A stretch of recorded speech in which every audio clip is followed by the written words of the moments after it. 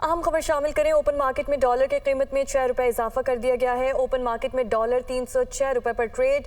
Open market में dollar की कीमत में 6 रुपये इजाफा कर दिया गया है। आपको अपडेट कर रहे हैं अहम खबर से। ओपन मार्केट में डॉलर की कीमत में 6 रुपये इजाफा। ओपन मार्केट में डॉलर 306 रुपये पर ट्रेड कर रहा है।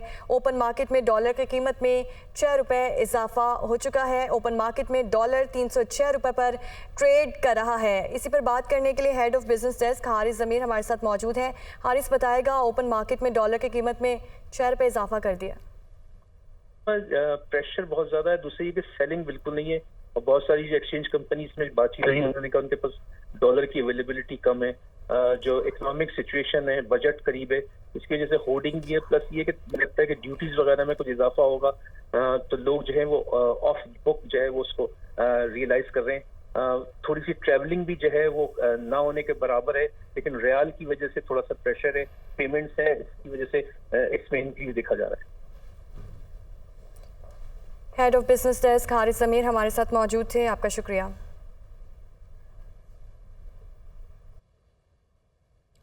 वज़ीर ख़ारजा बिलावल भुट्टो ज़रदारी 3 रोज़ा सरकारी दौरे पर बगदाद पहुँच गए। वज़ीर ख़ारजा बिलावल भुट्टो का इराक़ी नायब वज़ीर ख़ारजा ने इस्तकबाल किया। बिलावल भुट्टो की इराक़ी हमनसब से मुलाकात होगी। वज़ीर ख़ारजा करबला में ज़ायरीन के लिए सहूलियात का जायज़ा लेंगे। वज़ीर ख़ारजा बिलावल भुट्टो ज़रदारी 3 रोज़ा सरकारी दौरे पर बगदाद पहुँचे हैं। आमिर सईद अब्बासी हमारे साथ मौजूद हैं, उनसे इस दौरे की मज़ीद तफसीलात हासिल करते हैं। आमिर बताइएगा, वज़ीर ख़ारजा वहाँ पर पहुँचे, उनके इस्तकबाल के हवाले से और आने वाले वक्त में मसरूफियात के बारे में।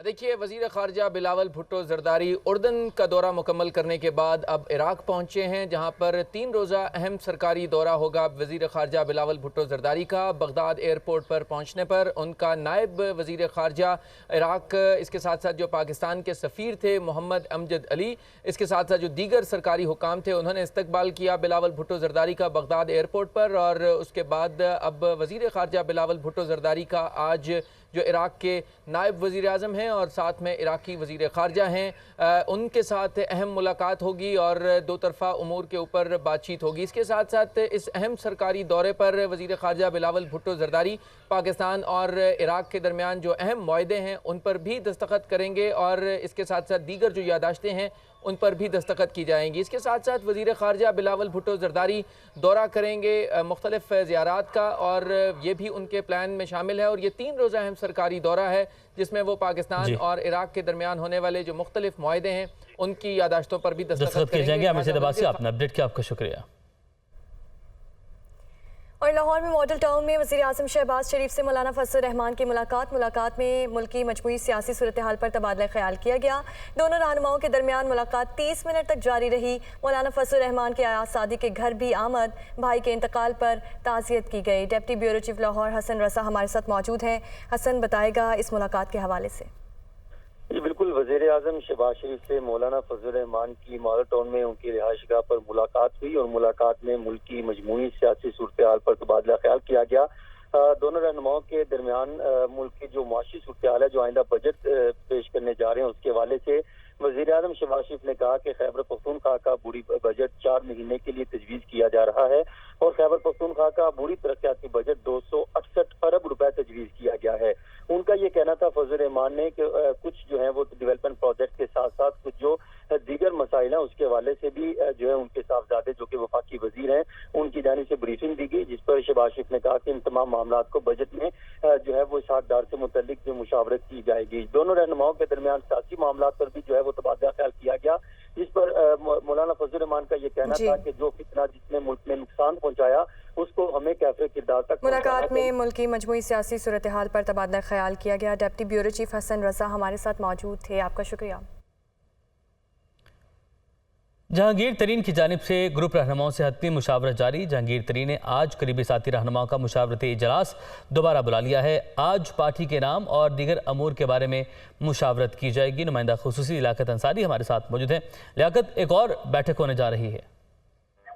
जी बिल्कुल, सीनियर सियासतदान जहांगीर तरीन की जानिब से जो नई सियासी पार्टी की तश्कील पर तेजी से काम जारी है, इस हवाले से मुशावरत की जा रही है पार्टी रहनुमाओं के साथ और उनके ग्रुप को ज्वाइन करने के लिए सियासी शख्सियात की मुलाकातों का सिलसिला भी जारी है। जहांगीर तरीन ने आज अपने करीबी साथी रहनुमाओं का मुशावरती इजलास दोबारा बुलाया है। आज पार्टी के नाम और दीगर अमूर बारे में शहादत की जाएगी। कल तक जो है वो 3 नाम जो है, जिनमें पाकिस्तान डेमोक्रेटिक पार्टी, पाकिस्तान इंसाफ पार्टी और अवाम दोस्त पार्टी के नाम सामने आए थे। तमाम जहांगीर ने अपने करीबी साथियों से मजीद नाम भी मांगे थे कि किसी एक नाम को फाइनल कर किया जाए। तो आज नाम के हवाले से भी मुशावरत होगी और जो टेक्निकल रजिस्ट्रेशन के मामला होते हैं पार्टी के इलेक्शन कमीशन में, उस समेत जो लोगों के राब्ते हुए हैं, उस पर अपने करीबी साथियों को जहांगीर में इत्मीनान मिले। जी ठीक है राकेश अंसारी, आपने अपडेट किया, आपका शुक्रिया। असद उमर के खिलाफ तौहीन इलेक्शन कमीशन केस की समाअत असद उमर के वकील अनवर मंसूर ने कमीशन पर ही एतराज़ कर दिया। जिनके खिलाफ तौहीन हो वो जजिस केस नहीं सुन सकते। वकील अनवर मंसूर की जानिब से कहा गया, यहाँ तो पूरे कमीशन की तौहीन हुई तो ये कौन सुनेगा। वकील अनवर मंसूर की जानिब से कहा गया असद उमर के खिलाफ तौहीन इलेक्शन कमीशन केस की समाअत। मज़ीद मालूमात हासिल करते हैं, वकार सईद हमारे साथ मौजूद हैं। वकार, आगाह कीजिएगा समाअत के बारे में। जी बिल्कुल, इस वक्त इलेक्शन कमीशन में चेयरमैन पीटीआई और इसके अलावा असद उमर और फवाद चौधरी के खिलाफ जो है वो तौहीन इलेक्शन कमीशन केसेस की समाअत है, जिसमें जो असद उमर के वकील है अनवर मंसूर, उनकी जानिब से दलाइल दिए गए और जो इलेक्शन कमीशन है उस पर इतराज़ात जो है वो आयद किए गए। जो पहला इतराज़ आयद किया गया कि जो सेक्रेटरी है वो इलेक्शन कमीशन नहीं है, लिहाजा जो सेक्रेटरी की जानिब से जो नोटिस जारी किया गया है वो गैर कानूनी है। दूसरा इतराज़ जो उनकी जानिब से आयद किया गया कि जिस जज के खिलाफ यानी जो कोई तौहीन अदालत का केस होता है तो वो जज उस मुकदमे की समाअत जो है वो नहीं कर सकता, लिहाजा ये इलेक्शन कमीशन के पास इख्तियार नहीं है कि वो अब इस मामले की जो है वो समाअत करे। जिसके बाद जो मेंबर केपी है उनकी जानिब से कहा गया कि यहाँ पर तो पूरे इलेक्शन कमीशन की जो है वो तौहीन की गई है, तो ये मुकदमा अब कौन सुनेगा। जिस पर अनवर मंसूर की जानिब से कहा गया कि मैं आपको आइनी और जो कानूनी हवाले हैं और इसके अलावा जो सुप्रीम कोर्ट के फैसले हैं उसके मुताबिक मैं आपको बता रहा हूँ कि सुप्रीम कोर्ट के फैसलों के मुताबिक इलेक्शन कमीशन जो है कोई अदालत नहीं बल्कि एक एडमिनिस्ट्रेटिव बॉडी है। जबकि इसके अलावा जो ठीक है वकार, आपने अपडेट किया, आपका शुक्रिया। अहम खबर यह है कि तहरीक इंसाफ की पीपी 222 से टिकट होल्डर शाजिया अब्बास का पीटीआई छोड़ने का ऐलान 9 मई को उम्रे की अदायगी के लिए मुल्क से बाहर थी। शाजिया अब्बास की जानिब से कहा गया, दिफाई तनसीबात पर हमलों को देखकर बहुत दुख हुआ। मुल्तान में 9 मई को होने वाले वाक़यात की भरपूर अल्फाज में मुसम्मत करती हूँ। और तहरीक इंसाफ की साबिक रुकने सूबाई असम्बली सबीन गुल का सियासत छोड़ने का ऐलान। मुल्तान में मैंने हमेशा पुरअमन सियासत की है। सबीन गुल की जानिब से मज़ीद कहा गया, कभी जलाओ घिराव का हिस्सा नहीं रही। तहरीक इंसाफ की साबिक रुकने सूबाई असम्बली सबीन गुल का वीडियो पैगाम भी है। और तहरीक इंसाफ की साबिक रुकने सूबाई असम्बली सबीन गुल का सियासत छोड़ने का ऐलान किया गया है। उन्होंने कहा कि मैंने हमेशा पुरअमन सियासत की है। वेलकम बैक, आपको बराह रास्त ले चलें कराची। तहरीक इंसाफ के रुकने Sindh assembly Malik Shahzad Awan press conference कर रहे हैं। तो शुहदा की बेहुरमती जो है किसी सूरत काबिल कबूल नहीं है। दूसरी बात ये कि पीटीआई के साथ मेरा जो ताल्लुक वो पिछले 20 सालों से है। मियाँ वाली से सियासत इमरान खान साहब को शुरू दिन से ही हमने सपोर्ट की।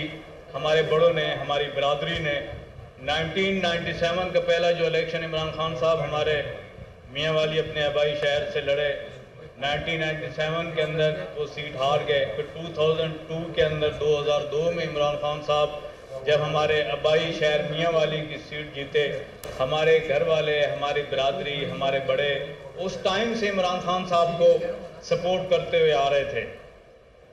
और यकीन माने कि मैंने सोचा भी नहीं था कि ये दिन आएगा कि मैं ये इन अल्फाज का इजहार करूंगा कि पीटीआई से अलहदगी का हम सोच भी नहीं सकते थे। मेरी पहली पार्टी थी तहरीक इंसाफ। इमरान खान के वैसे पूरे मुल्क के अंदर जो भी प्राइम मिनिस्टर के टाइम पर जो उन्होंने अच्छे काम किए हमने उनको सराहा। और हमारे घर में, हमारे गांव में नंबल यूनिवर्सिटी की सूरत में इमरान खान ने हमें जो तोहफा दिया, जिसकी ज़मीन हमारे बड़ों ने, हमारे गांव की बरादरी ने इमरान खान साहब को दी। और उस नंबल यूनिवर्सिटी की जब बुनियाद रख रहे थे तो मेरे वालिद साहब, मेरे अजीज़ और मेरे वहाँ गाँव के दोस्त इमरान खान के हमरा थे। और आज और मैं शुक्रिया भी अदा करता हूँ इमरान खान साहब का कि उन्होंने हमेशा छोटे भाई की तरह इज्जत दी। जब उनसे रिक्वेस्ट मिलने का, मीटिंग का, तो उनकी तरफ से कभी भी इनकार नहीं रहा।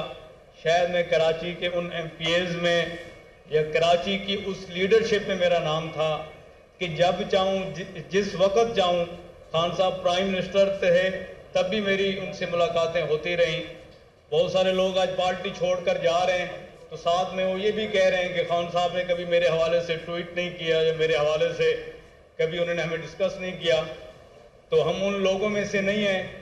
अब मेरा ताल्लुक अवाम कबीला से है।